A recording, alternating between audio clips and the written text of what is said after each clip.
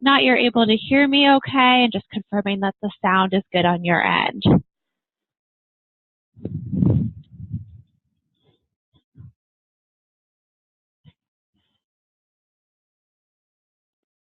Wonderful. Thank you so much for that feedback, Jonathan and Teresa and Chi and Jade, and want to go ahead and welcome all of you for joining me this afternoon.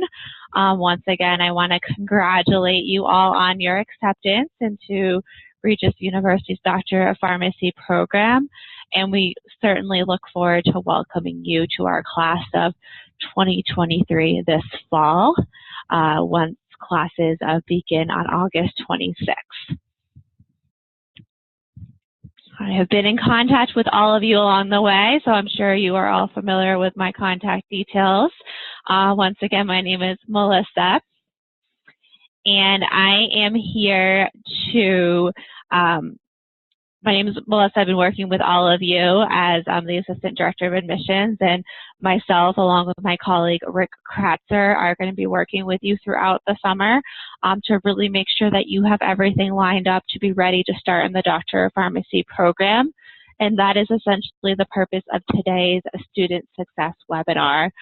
So on the screen in front of you, you'll kind of see an overview of everything that we are going to be reviewing today. We're going to be talking about our script website and how that can serve as a resource for you. We will spend some time on discussing the process of getting all prerequisites completed, financial aid, setting up your RegisNet account, compliance, insurance options. We'll then talk about some of the logistics of our pharmacy program, computer requirements, dress code, dual degree options, the role of your academic advisor, and then all of the upcoming events that you should be aware of and upcoming deadlines as well.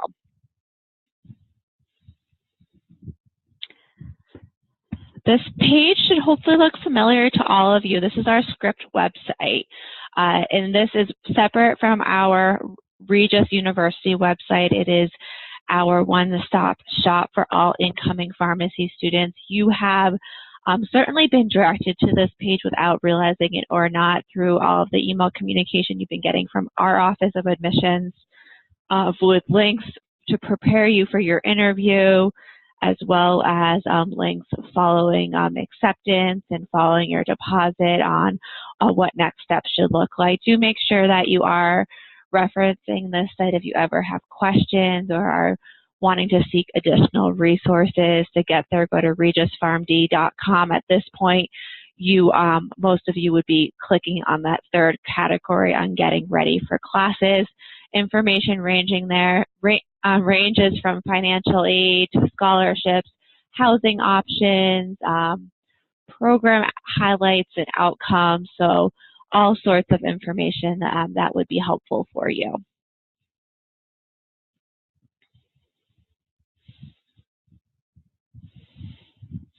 You all have been given a conditional admission decision, and that condition has been under the condition that all prerequisites are met by our August 1 deadline. The other condition is compliance, which we will be talking about later. But I do want to review this process. At this point, you should have all received an email from myself with a prerequisite memo informing you where we currently stand with fulfilled and outstanding prerequisites. In that memo, I have asked that you provide me with the appropriate course information for any outstanding prerequisites. So if you have not already done this, it's really important that you do this as soon as possible. Go back to that prerequisite memo that was sent your way, or perhaps we may have discussed this over the phone. And you are going to, and this is for all of our students that have deposited, they have received a prerequisite memo coming from myself.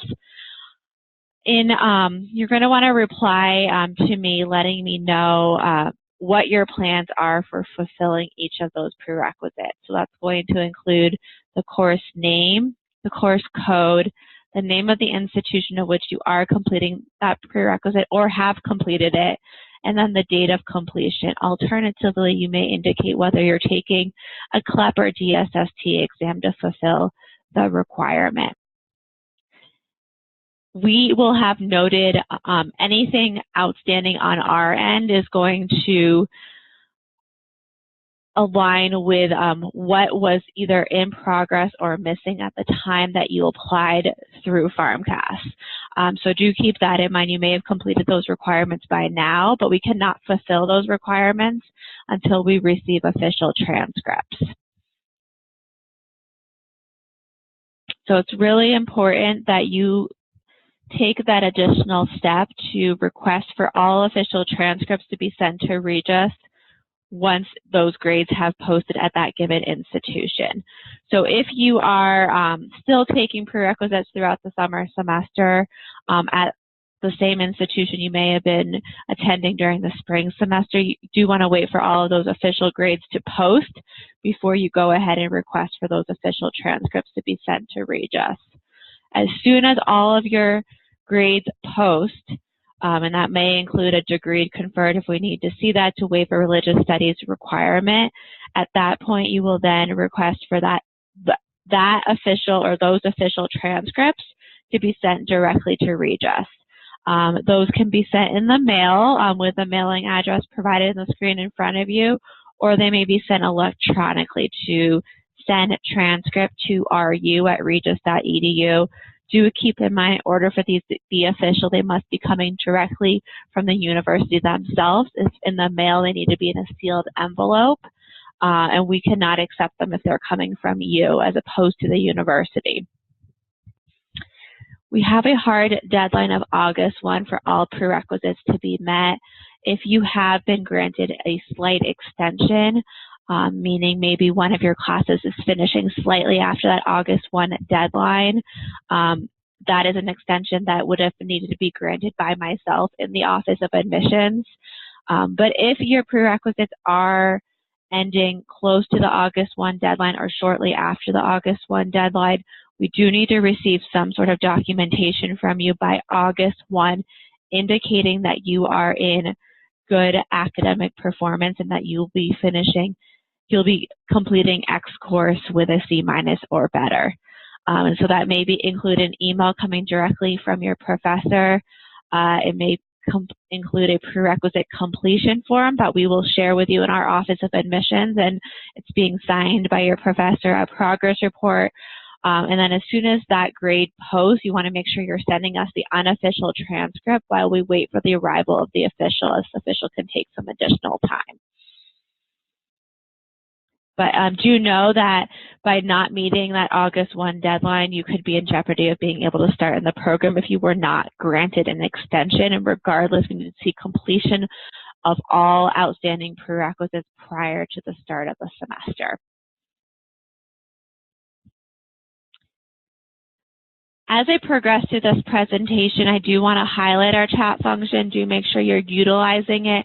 If any questions come up, I have muted your microphones to avoid any outside distractions. I am keeping an eye on the chat function, so if questions come up, I'll either address them during the presentation or I may leave some of those to the end, and there'll be opportunity to ask questions then as well.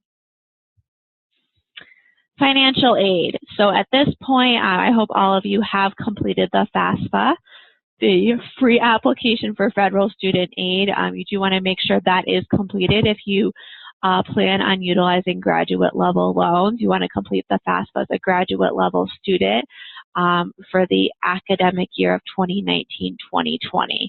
To complete that, go to fafsa.ed.gov. There is still time to complete it, although our recommended deadlines have passed. So if you haven't completed it, I certainly recommend getting that completed over the summer. Over the weekend. Do not wait any further into the summer, but getting that completed over the weekend. In order for everything to match up with your FAFSA, you'll want to make sure you're providing me with your social security number following your deposit. So we'll want to get that on file so everything can match up accordingly, and then you can be awarded those graduate level loans. Once you have completed the FAFSA, and this is for all of our students who have deposited, Following the completion of the FAFSA, you'll be able to find your financial aid award letter in the Ranger portal. And I will explain later on how to get to the Ranger portal.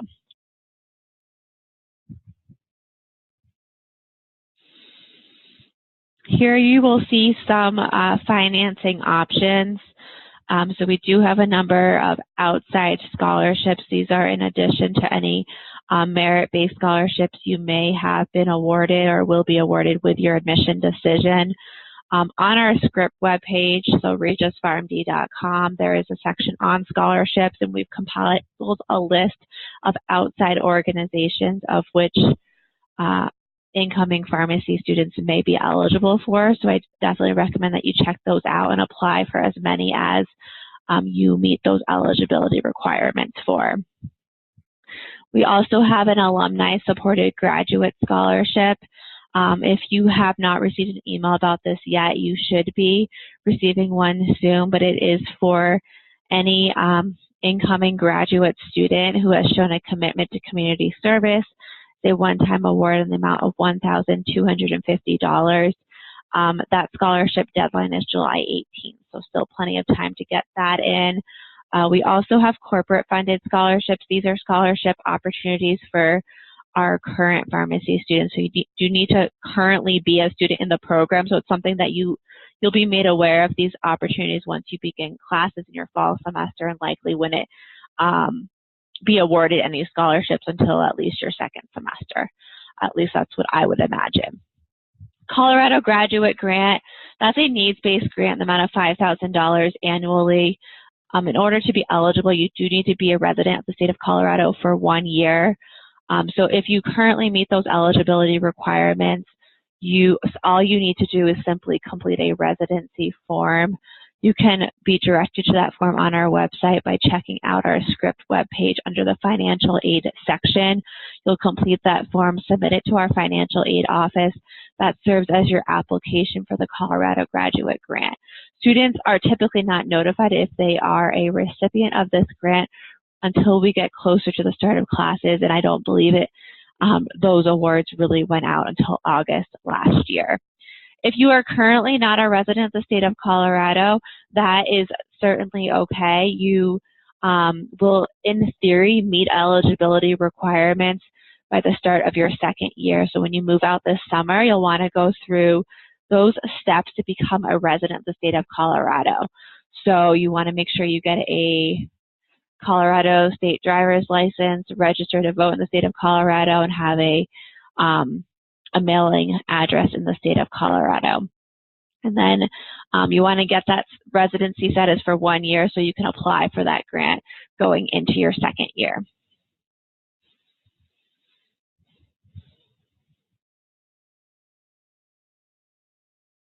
Setting up your RegisNet account, this is really one of the first steps you should be completing following your deposit. So once you do deposit, you do receive an email from the university with instructions for how to do this, but I will take you through those steps.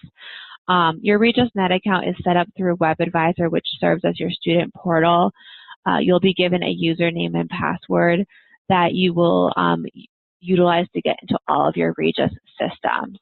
So to get there, you want to go to webadvisor.regis.edu.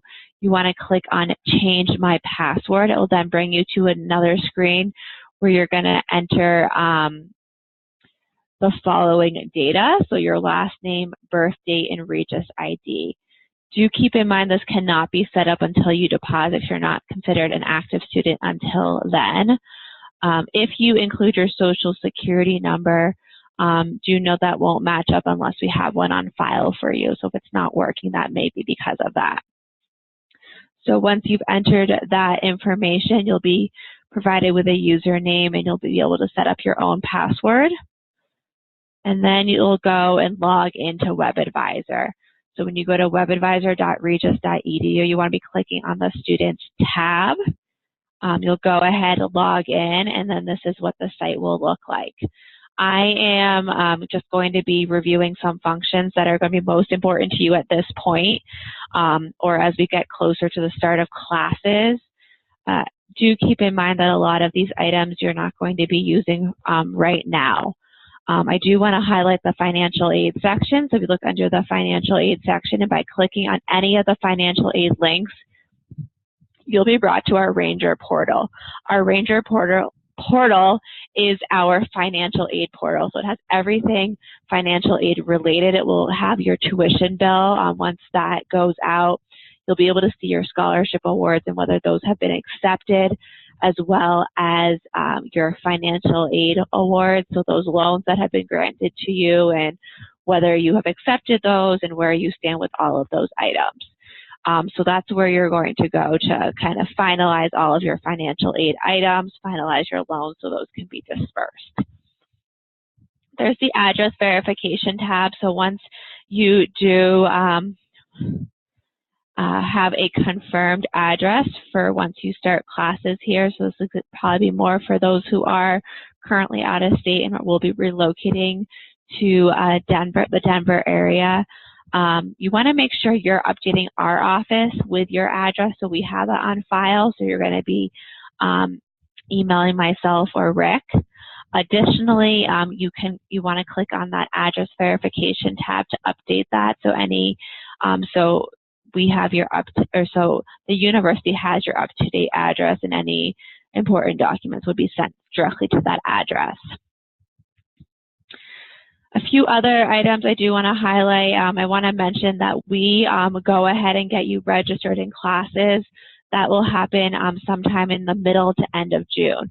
We are going to get you registered in classes, all right? So that's not something that you need to worry about. Do not click on the register drop sections to register yourself in classes. You are not going to be registering yourself. We will go ahead and get you registered. Once you are registered, you'll be receiving an email from our office with what your course schedule looks like. And know that what we send to you is going to be more direct than the actual class schedule that you can access in WebAdvisor. Under Academic Profile, there is a section to access your own class schedule. We'll send you your initial class schedule followed by a block schedule that will clearly break down what your class schedule looks like to a T. And then buy my book. So you can click on this tab. It will take you to the online portion of our bookstore in which you'll put in all of the courses you've been registered in. The classes the books that you need will then populate. This is something we don't recommend doing until you're about 3 weeks prior to the start of classes, as those will not be updated in the system until then. You can order those books directly through our bookstore online and get them delivered to your home or pick them up on campus, or you can take down that information, order them through another modality. And those are really the main capabilities of WebAdvisor that you're going to be using at this point. There are all sorts of functions of which you can see your grades once they post and things like that as well. So as I mentioned, your RegisNet account is really what you're going to use to get into all Regis systems. So once you have set up your Regis Net account, have a username, password, you then want to make sure you can get into your email. Best way to do that is to go to email.regis.edu, or you may go to our homepage, click on the quick links, and that will get you into, you'll be able to select the email, take you to the Outlook server in which you'll use your Regis username and password to log in. Do make sure at this point you are checking your Regis email regularly. You're going to start receiving very important communication from all members of the Regis community, so we want to make sure you're in there. If you've yet to log in and send me an email from that account, go ahead and do that so I know that you have access and are good to go there.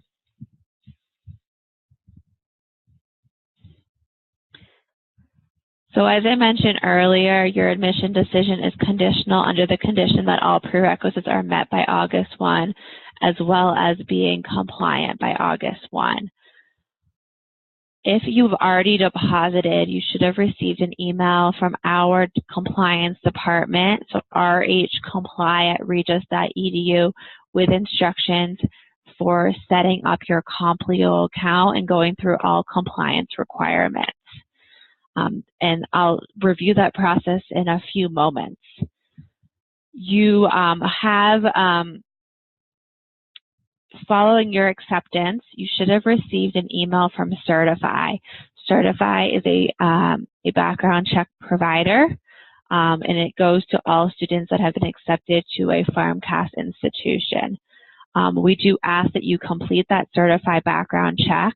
Once you receive an email coming back from Certify saying those results are available, you want to log back into the site, download those results as a PDF, and hold on to them. And then once you purchase the Compleo tracking package, you're then going to download that background check to the tracking package, or upload that background check to the tracking package, and that will check off your background check requirement. You're going to be purchasing the Compleo tracking package with a drug screening that you'll also be completing. And then what you see in front of you is an overview of all other requirements. So a lot of these immunizations are going to be one-time immunizations. If you've already had these completed, you simply need to gather your immunization records and upload them for every immunization of which has already been completed. So these immunizations include hepatitis B, which is a one-time immunization, MMR, which is also a one-time immunization, the varicella, which is a vaccination for chickenpox, another one-time immunization. You'll also be completing the TB testing annually, the Tdap every 10 years. You'll be doing a basic life support course. This needs to be certified by the American Heart Association. There are two options. You can do one that's entirely in the classroom, or you can do a blended option, which is going to be a mixture of online and in the classroom. But do make sure it's a basic life support course certified by the American Heart Association. Your flu shot you do not need to worry about currently, as we are no longer in the flu season, but once you begin your fall semester, you want to make sure you're doing the flu shot as well. And then you will be completing a physical exam over the summer, but it only needs to be completed once while in the program. I'm going to be reviewing all of the immunizations that require more than one dosage, so I can clearly outline what that process looks like.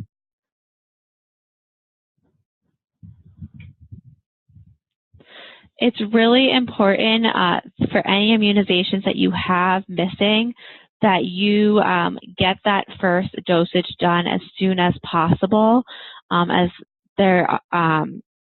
you do need to give additional time to get that second dosage done. So you want to make sure you're meeting the full immunization requirement prior to August 1, because there needs to be time for that to be approved in the system. So immunizations that require 2 or more dosages. The first one I'm going to review is TB testing.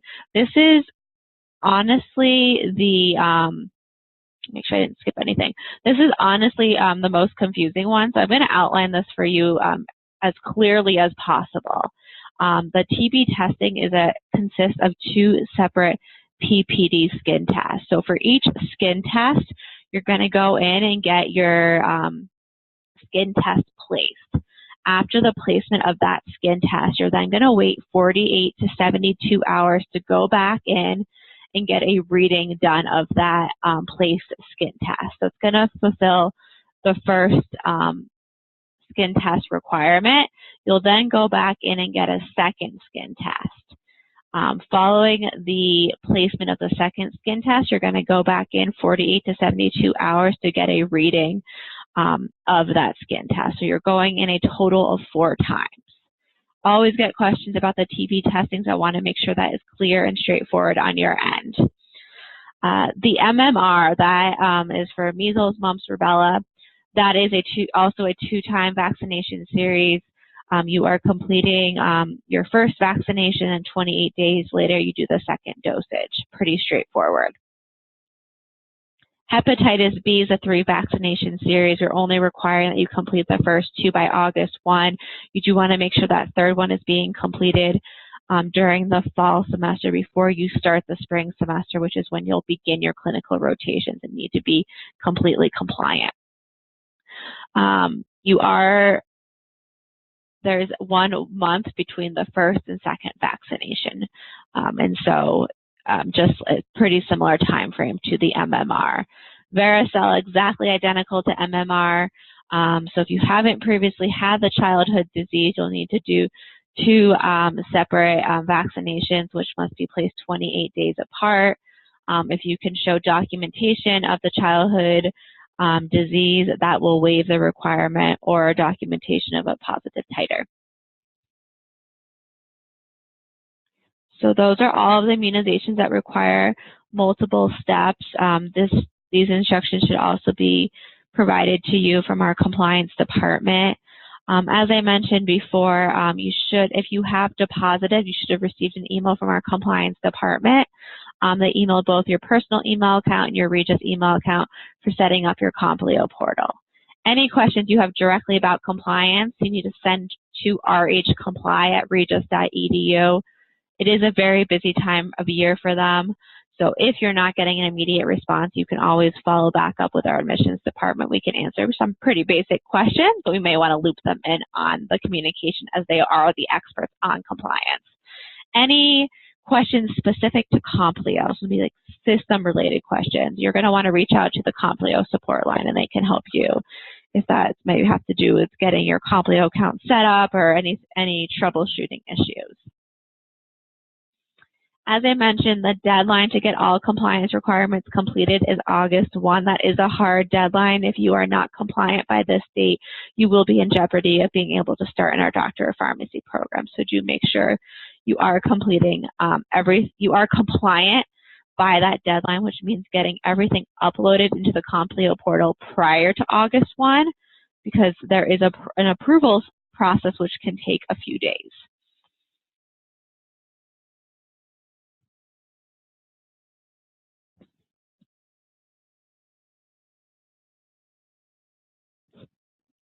Insurance, that is a separate component. Insurance is not part of compliance. It is required that all of our pharmacy students are covered by a health insurance plan. Regis does offer insurance to our pharmacy students. So if you don't have your own insurance, you can purchase it directly through our student insurance plan, which is Aetna Life Insurance. You can find additional information about this plan by going to aetnastudenthealth.com. The prices outlined on the screen in front of you are for our 2018-2019 academic year. They shouldn't change too drastically, so this should give you an estimate of what to expect. By enrolling in our health insurance plan for the start of the fall semester, you'll be enrolled for that entire year. You can waive your enrollment after the first year, or you can decide to enroll for the first time after that first year. But your enrollment, you cannot change your enrollment status mid-year. So there's a cost for the fall semester and then a cost for the spring and summer semester. If you do want to enroll in our insurance plan for the start of your first year, you will not be covered until the start of the fall semester when you are officially a Doctor of Pharmacy student. I do want to mention that you are all going to be automatically enrolled in our Aetna Student Health Insurance initially. If you have your own insurance plan and want to waive your enrollment sometime over the summer, and I don't believe it will be until at least June, you'll be able to, you're going to want to log into the Aetna Student Health site, and you're going to upload proof of your current insurance plan, which will waive your enrollment. You may see this insurance cost as part of your bill once tuition is released. And if that is the case, do not worry. You will later be able to go into the Aetna Student Health website to waive your enrollment, and that will be deducted from your bill. But you're not paying that cost because our tuition bills are not due until the first day of classes. So as long as you can waive your enrollment prior to the first day of classes, you will be good to go. I don't believe you can currently go in to waive your enrollment. I don't think you will be able to do that until sometime in the month of June. I'm still getting clarification on when exactly you can do that.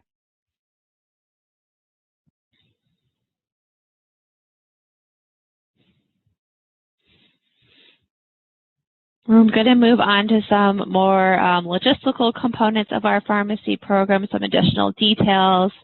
It is required that all of our incoming pharmacy students have a functioning laptop or tablet that they can bring to exams.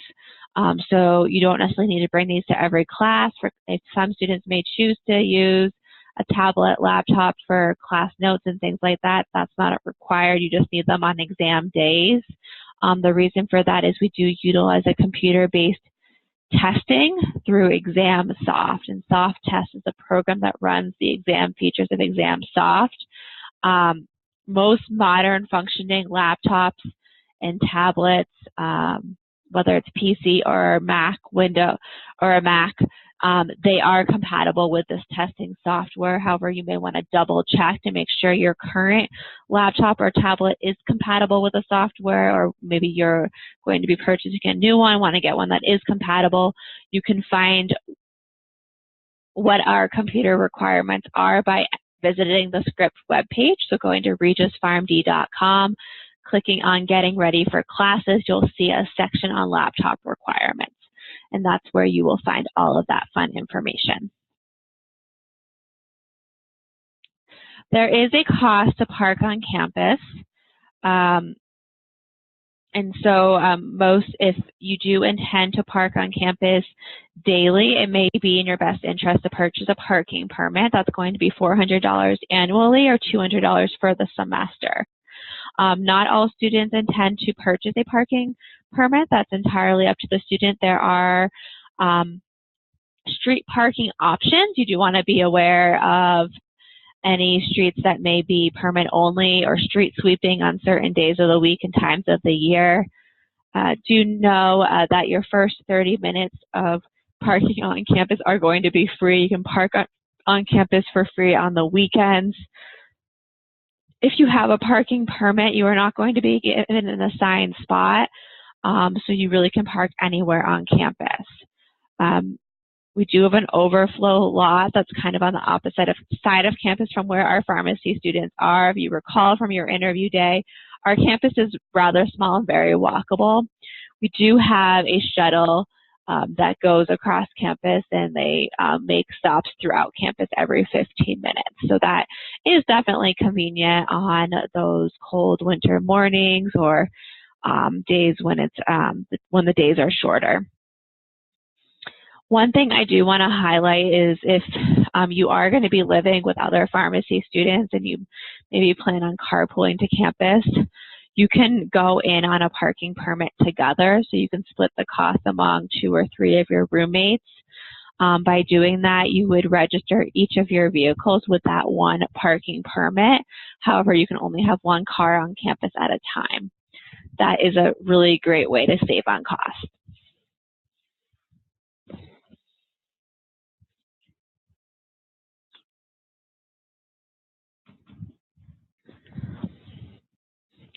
Because we are a professional program, we do have a professional dress code.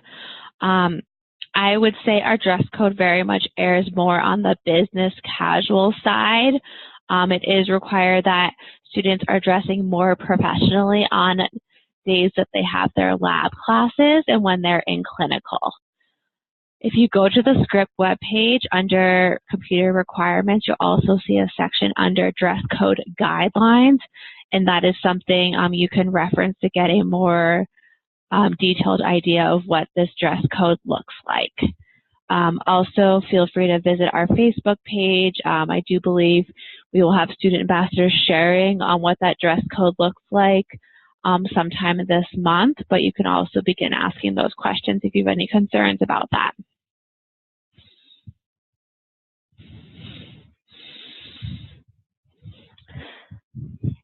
So all of our incoming pharmacy students do receive an academic advisor prior to starting in the pharmacy program. This is probably going to be happening probably not until the end of July, maybe early August.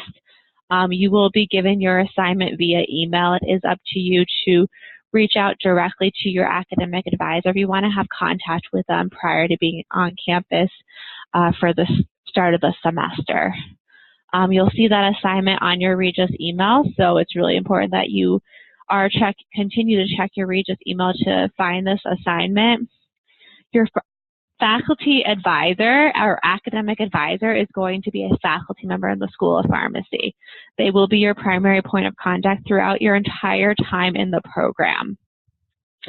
And just because that is your academic advisor doesn't mean that's the only person you can connect with.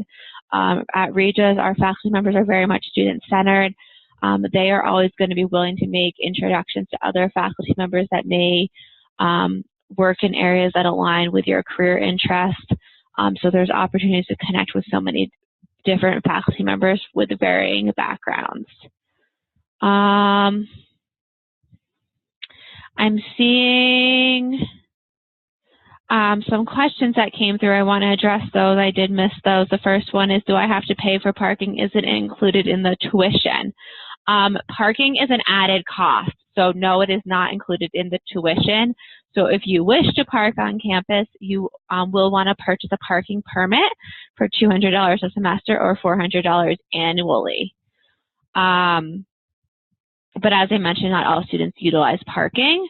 As I also mentioned, you can go in on a parking permit with your roommates if you're living with another pharmacy student and split that cost. Another question came through and it says, when we visited Regis, students weren't wearing suits. Is it really mandatory?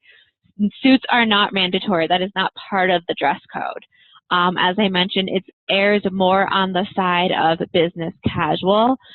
So what that would include would be for males, I'm going to say khakis or better. So khakis, maybe some casual business dress pants. Most students are going to be wearing button-down shirts. Ties are not required. There may be days when you need some more professional attire, but on a day-to-day basis, it's going to be more on the side of business casual. Juan, since you're a Regis student, no, you do not need to set up your Regis Net account. Your Regis Net account is the same throughout your time in the program, so you're good to go there.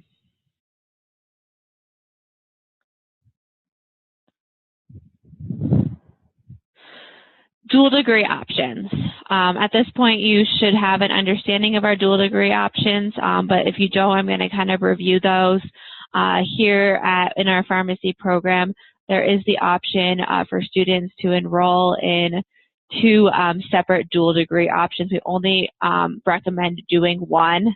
Does not make sense to do both, but you can get your Master's in Health Services Administration or your Master's in Health Informatics while you are working towards your Doctor of Pharmacy degree. Health Services Administration is going to have more of a focus on leadership, management, in the healthcare realm, very similar to an MBA. Health Informatics is really the blending of IT and healthcare.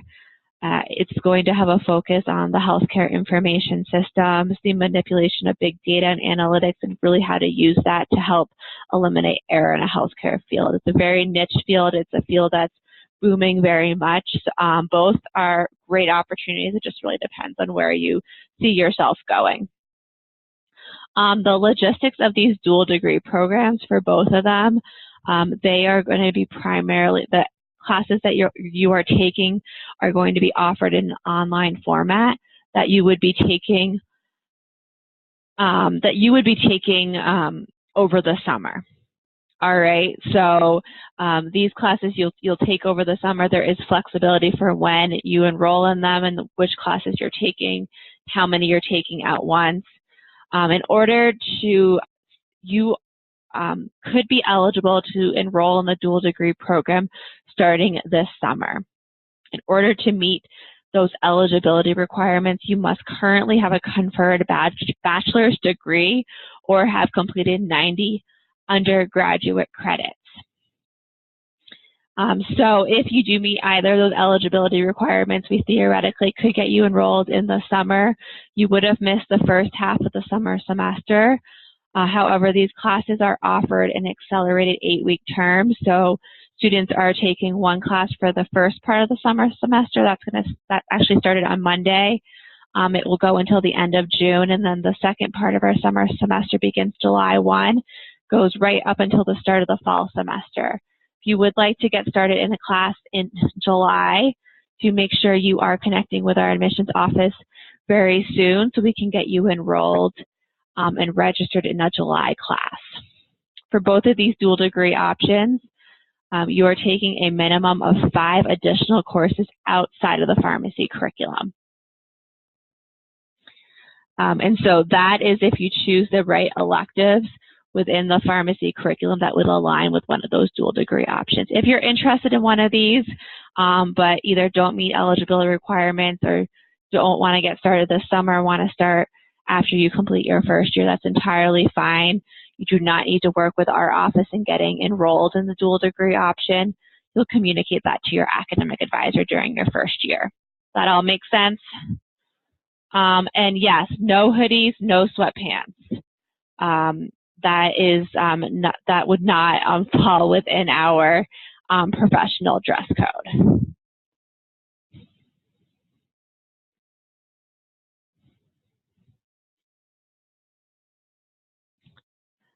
Our white coat ceremonies, we do it a little bit differently here at Regis. A lot of programs might have it at the start of the fall semester. We do it at the start of the spring semester. So by the time you would have completed your first semester successfully here at Regis, you'll get to take part in the white coat ceremony. It's right before you enter your clinical rotation. So you're getting these white coats that you bring to your clinical rotations, and it's really symbolizing your entrance into the field. This will happen right before the spring semester. The ceremony itself takes part in the chapel, and then we have a reception following. Family and friends are invited to take part in this joyous occasion. Once you are here officially as a student during your fall semester, you should get additional information about the white coat ceremony and the specific date of which it will be happening. It's normally that Saturday prior to the start of the spring semester.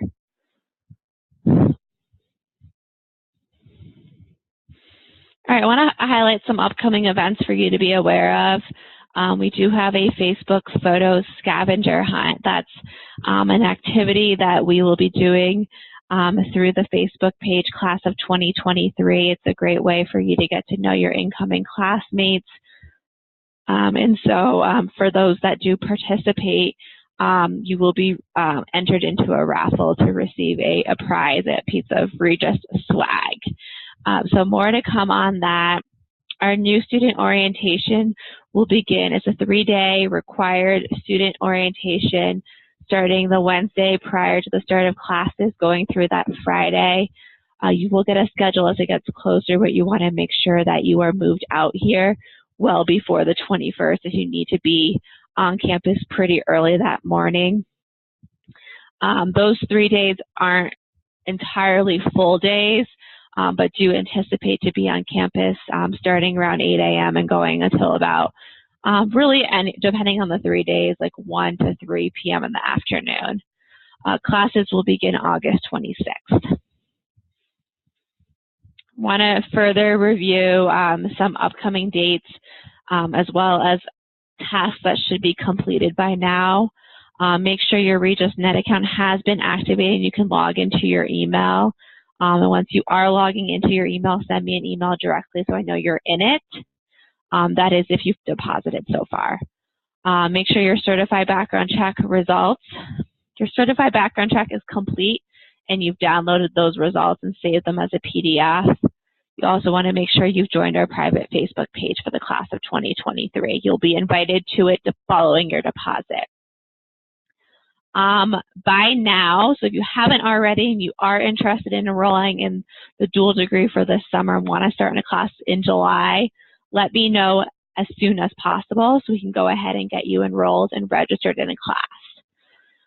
On this past Monday, so 2 days ago, you should have received an email from our compliance department to your Regis and personal email account with instructions for setting up your Complio portal and getting started on all compliance items. Once we get into June, and really now, you should be working on compliance requirements. Want to make sure financial aid is completed in June. So that's not going to include doing the FAFSA. That's something that should already be done if it hasn't already.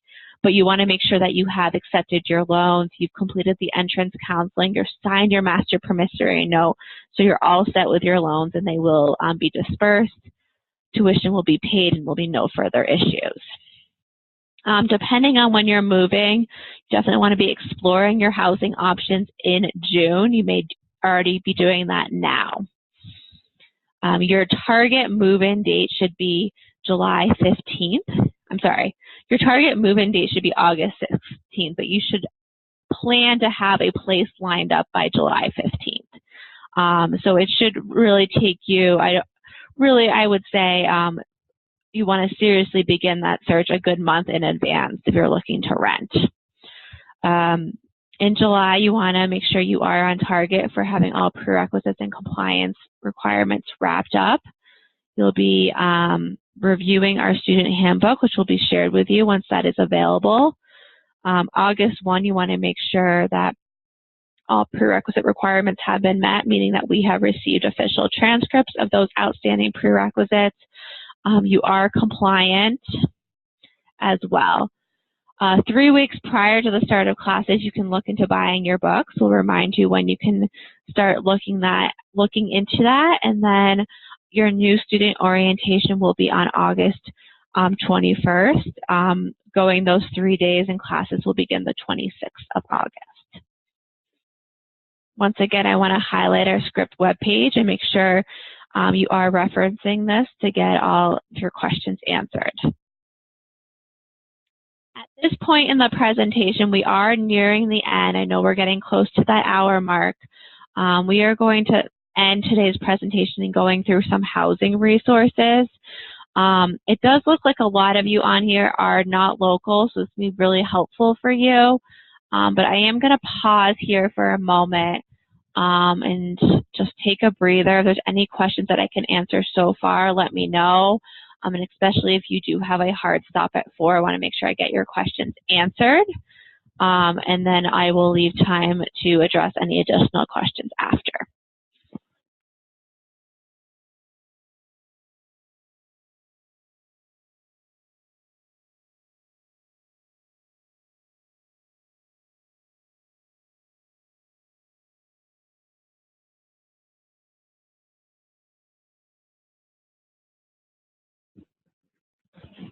Juan, I'll be sending out a PDF of this presentation, so it will have all of those links.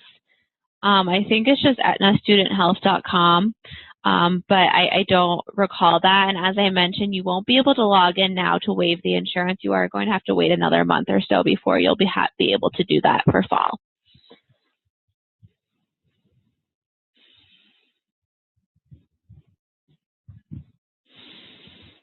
Any other questions? All right, we're going to move on to some of the housing options. As it looks like here, most of you aren't from Colorado, but you have had a chance to experience how great Denver and Colorado are. Hopefully you saw that on your interview day and you got some wonderful weather. We really pride ourselves on at least 300 days of sunshine a year.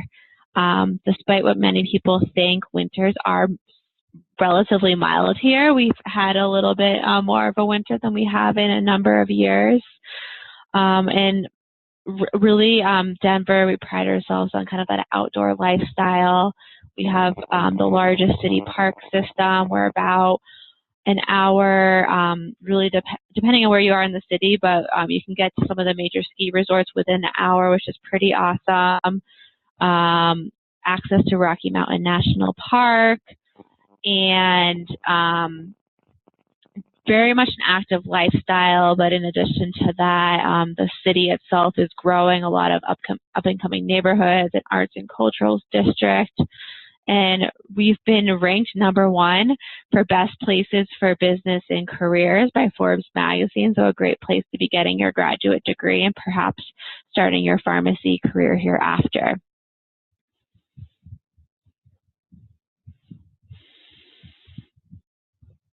I do just want to address a question that came through.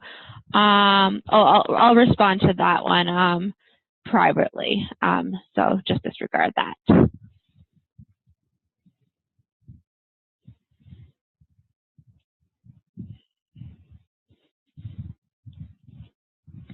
Well, let me address these questions now while they're here. I had someone ask if there are going to be any specific requirements in June and July if this particular individual will be out of the country. As long as you're on target for meeting prerequisites and compliance requirements by August 1, you're good to go. So it's okay if you're not physically in the country. There's nothing else that will be mailed to you. You do want to just make sure that you might be available occasionally by email to provide updates to our office. And then I saw that Jonathan has a question for everyone. For the compliance training, does it have to be completed by the end of June, or should it just be completed by August 1? I think I might have just answered your question. As long as it's completed by August 1, you're good to go. You just want to make sure you're working on those requirements once we get into June and have made some progress. Okay, so housing options. I want to highlight a few. I'm going to highlight some of these. So we have our private Facebook group. We have our off-campus housing website, which we'll talk about in a little bit. We have our Barilla apartments. The deadline has passed to apply for a spot in these apartments. I do know that there are still a few available spots available, and I believe it's specifically for some female spots. Our Barilla apartments are a Regis-owned apartment complex about a half block from campus. They're fully furnished, so it's a really, they're luxury style. You're paying a flat fee for the semester, which does include rent and utilities and internet, so that's great. You can walk to campus as well. If you're interested in a spot in the Barilla apartments and you have deposited, do reach out to me directly so we can get you in contact with Residential Life to fill out an application and to place you in there if there are still spots available. Most of these are going to be shared rooms. Actually, they all will be shared rooms, but it can vary from 2 to 4 bedrooms. A lot of this apartment is available for graduate, undergraduate students. We do it before that's specific to our pharmacy and PT students. So you'd be surrounded by other graduate level students. Some neighborhoods that our students are living in, I would say the majority of a lot of our students choose to live directly in the Regis neighborhood, also known as Berkeley. We're in the northwest area of Denver, so Highlands is another popular neighborhood. Sloan's Lake. Say a good majority of our students are choosing to live in the suburbs, the west or the north of Denver. So the suburbs to the west are going to include Arvada, Wheat Ridge, parts of Lakewood. Suburbs to the north would be Westminster, Thornton. So the further you go west and north, the more affordable your housing is going to be. I'd say less and less students are opting to live downtown just because it is more pricey. Even if you're living in the Regis neighborhood, you're 10 minutes north of downtown, so you have that access to downtown while still living in more of a neighborhoody section. You can learn more about these neighborhoods by going to denver.org. So our off-campus housing site, I definitely recommend that you use this. You can get there by going to offcampushousing.regis.edu. It's managed by Regis University. It's really a full-on housing portal that's going to include places available for rent in the Denver metro area. You can specify your search criteria indicating number of beds, baths, price, neighborhoods, and things like that, and a number of results will populate. One great item on this site is that you can also create a profile where you can be searchable and you can search for other Regis students or other roommates who are Regis students. Many of them would also be graduate students. So this would allow for you to find other roommates without necessarily restricting yourself to just your incoming classmates. So I definitely recommend that you use this site in conjunction with any other outside sites you may be familiar with. Here are a few that we've compiled for you.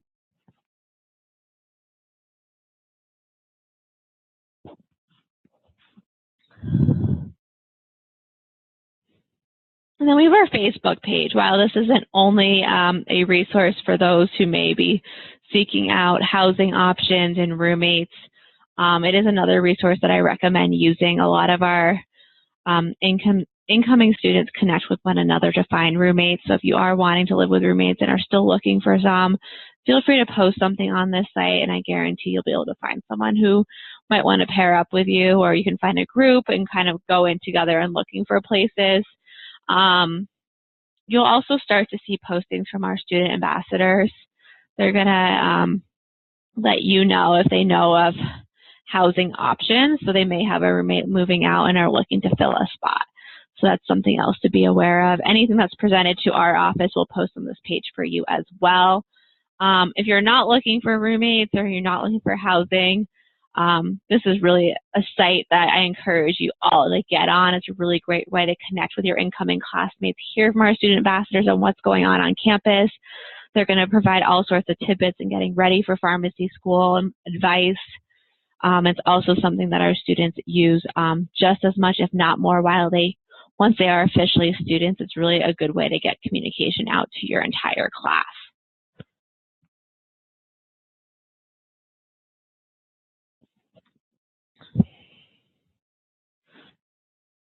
So as I discussed earlier, we do recommend that you have your lease signed by July 19th with a move-in date no later than August 16th. These are recommended deadlines, but you really want, I would say you really want to be moved in by August 16th or that weekend to give yourself time to get settled and prepared to begin your new student orientation on, I believe, August 21st. Once you've secured housing, you want to email our office with your address and move-in date so we can have that updated on our end. We know that you're good to go with housing.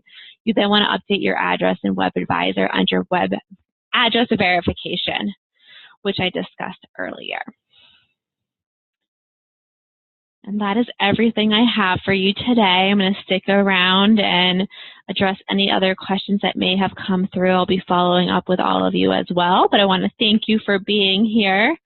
Hope the information was beneficial. I'll be sending you a PDF of this presentation as well, so you can access some of those sites, resources, and upcoming deadlines.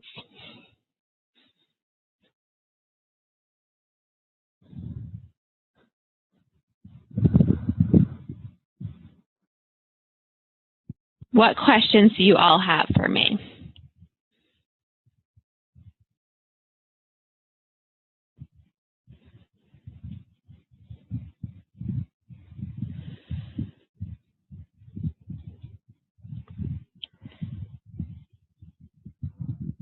The compliance training, can you clarify, because there really is no compliance training that needs to be done. Compliance is all of the requirements you are completing. So that consists of a background check, a drug screening, immunizations, and a basic life support course that you need to complete. Let me go back to that chart. I just want to, because someone else asked about training specifically, so I just want to make sure it was clear.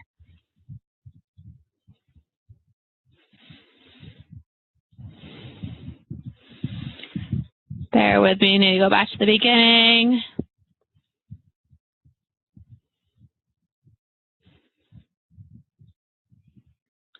So this chart might be helpful. So the background check, drug screening, hepatitis B, MMR, a physical exam, varicella, flu shot, which you do during your fall semester, TB testing, your basic life support course, your TDAP. Your Complio tracking package is what you're purchasing to track the progress and completion of all compliance items, so you'll upload documentation once those have been completed. So there really is no training that you need to do, you're just following the instructions sent your way.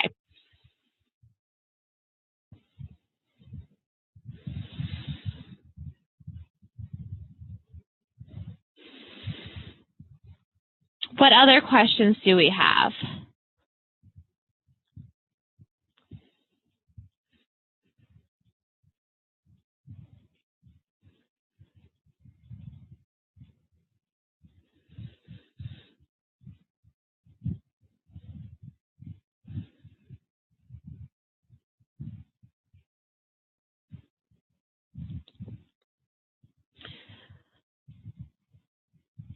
The basic life support course, you should be able to find details about it from the email sent to you from our compliance department. If you're not finding those specific details, let me pull it up for you so you can see what exactly your options are going to be. So just give me one moment.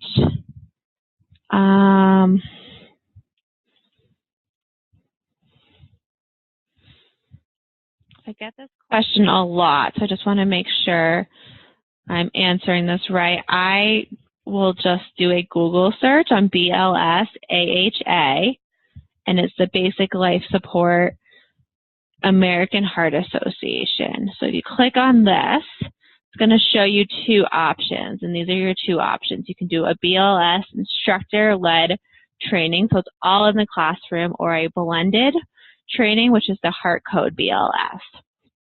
So those are your two options. If you have questions, you can always reach out directly to our compliance department. They can let you know it will meet the requirement, but make sure it's certified by American Heart Association and not Red Cross. That's extremely important. But for both of those, you would sign up for a location close to you, whether that's blended or the instructor-led. The blended does have some classroom portions.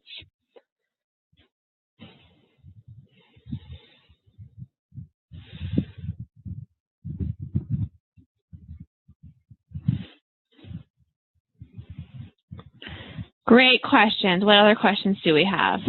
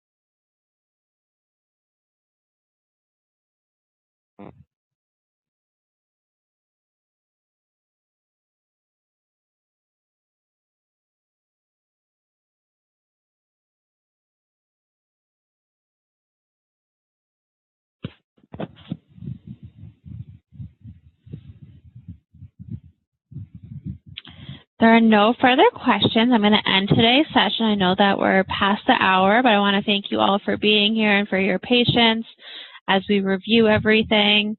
Do not hesitate to reach back out. I will be following up with you all by email on these resources. And once again, we look forward to welcoming you to the Regis community this fall, and wish you the best of luck getting everything completed over the summer.